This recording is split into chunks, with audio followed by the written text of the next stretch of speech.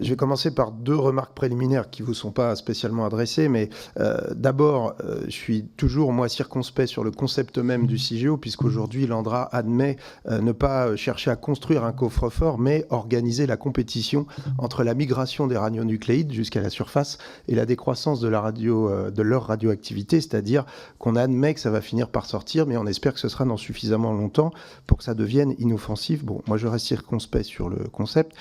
Deuxième remarque préliminaire, je regrette que les autres pistes qui auraient pu être exploitées au début aient été abandonnées en fait assez vite, ou même des variantes. Je signale par exemple que M. Mercadal, qui était le président du groupe de travail sur les alternatives à CIGEO en 2005-2006, a dit dans un texte récent que seul l'entreposage en subsurface dans des colis vitrifiés crédibilise aux yeux du public la réversibilité promise par la loi de 2016, y compris pour se donner le temps d'essayer de développer, par exemple, la transmutation des matières plus dangereuses. Bon, j'en viens à votre rapport. Moi, je dois vous dire que je ne comprends pas bien cet avis de l'autorité de sûreté nucléaire sur la demande d'autorisation de création de CIGEO, parce que je crois que vous avez fait une expertise exigeante. Ça se voit dans le rapport, ça se voit dans les annexes en particulier. Vous faites des demandes dans une quantité assez importante. Vous faites beaucoup de demandes de compléments d'information et de démonstrations de sûreté. Les éléments que vous demandez sont des éléments de sûreté qui me semblent fondamentaux sur la conception de la descendrie, sur la performance des scellements, sur le conditionnement des colis, le risque d'incendie, le risque d'explosion, la gestion des colis bitumés, le risque de criticité à long terme. Donc, vos demandes, elles ne sont pas sur des scénarios plus ou moins improbables, mais sur le cœur même du projet.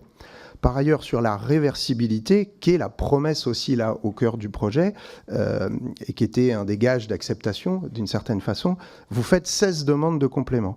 Et malgré tous ces manquements, ces manques, ces lacunes que vous avez pointées, eh bien, vous donnez un avis favorable et vous demandez à l'ANDRA de faire cette démonstration plus tard, c'est-à-dire y compris quand le projet sera lancé, ça a été montré dans la chronologie, pour la majorité d'entre elles, après l'enquête publique pour laquelle pourtant vous dites qu'on peut démarrer, et parfois même 10 ans après la demande d'autorisation de création.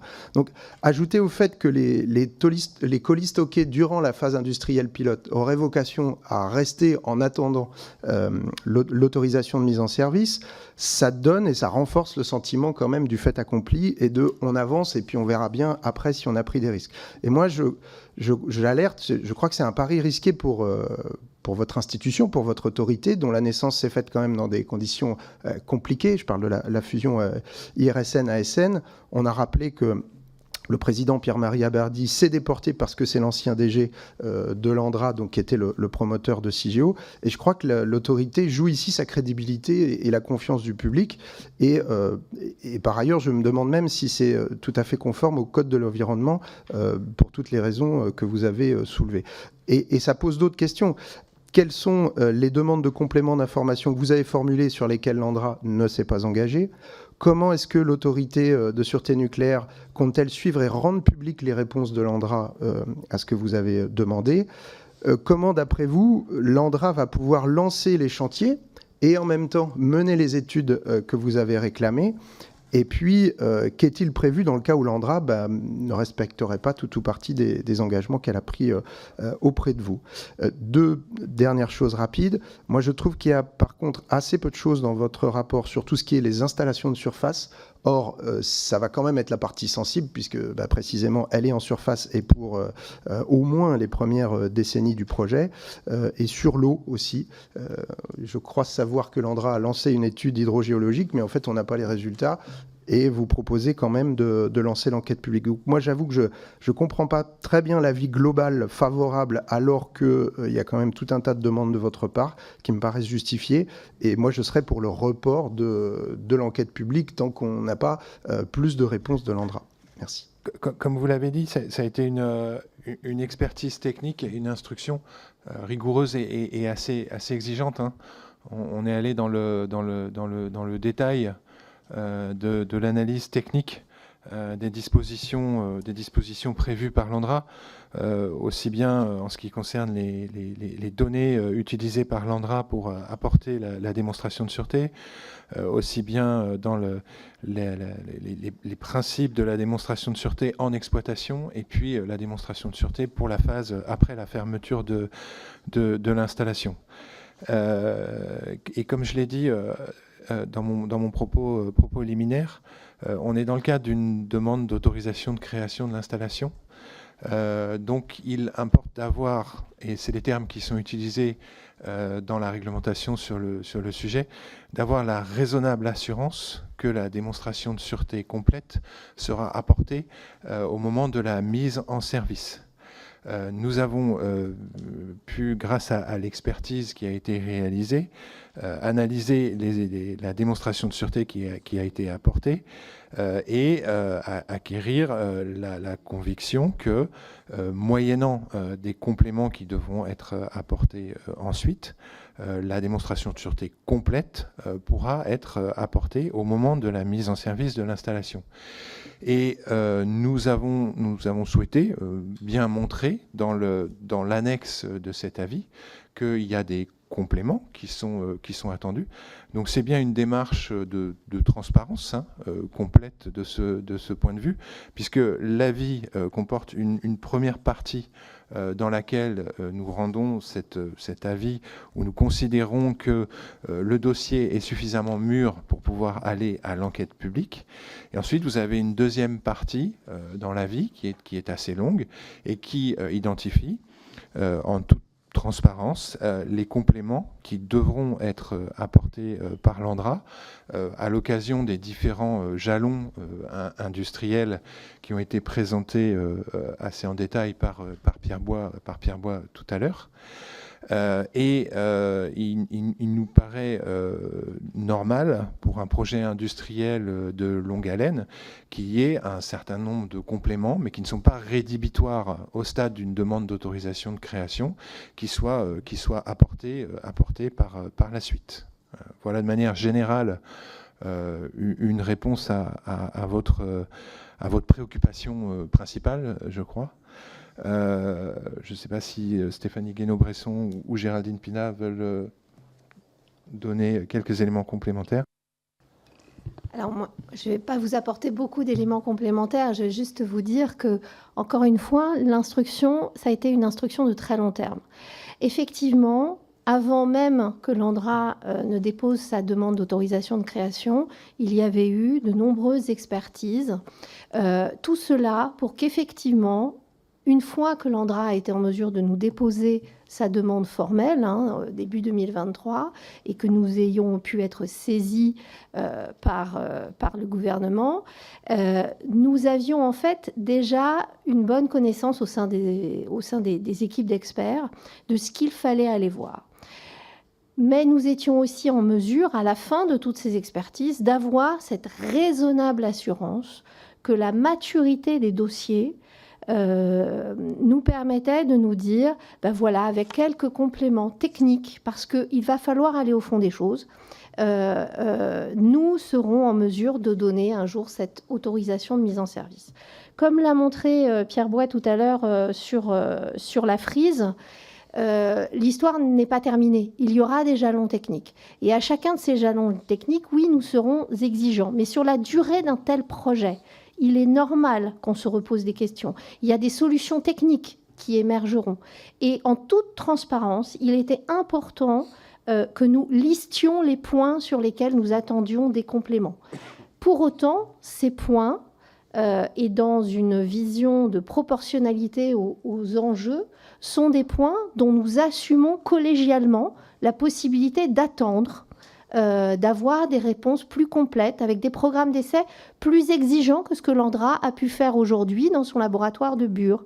Oui, nous assumons qu'un certain nombre de points ne pourront trouver leur réponse qu'après le démarrage de la FIPIL, puisque tout le monde connaît maintenant cet acronyme, qui va permettre d'avoir un peu plus d'assurance.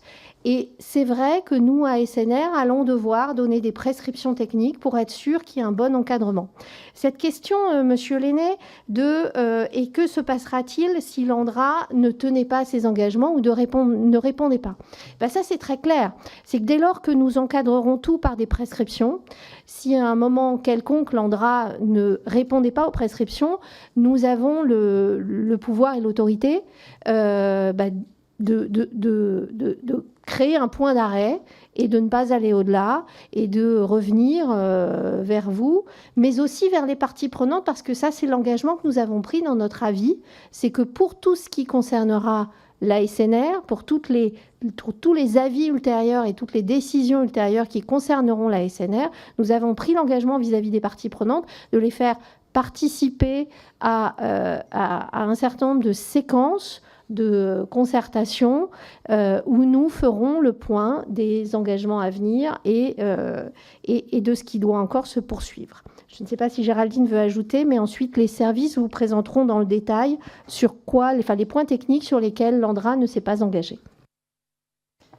Je pense que je vais laisser la parole au service. Le plus important, c'est qu'effectivement, à ce stade et pour la maturité qu'on attend, on ne parle pas d'une mise en service, on parle d'une autorisation de création. Aujourd'hui, on n'a pas relevé de points qui soient des points rédhibitoires, parce que si on l'avait fait, bien entendu, là, on l'aurait mis en évidence. Mais je vais laisser la parole au service, peut-être, pour vous répondre sur des points plus techniques.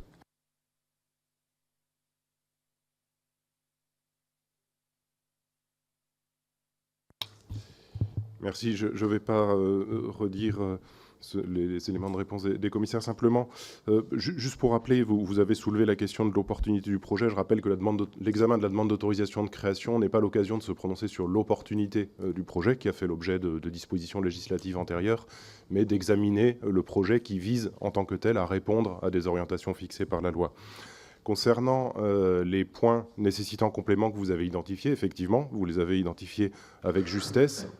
Je souligne également que, sur de nombreux points, la démonstration préliminaire de sûreté présentée par l'ANDRA est satisfaisante.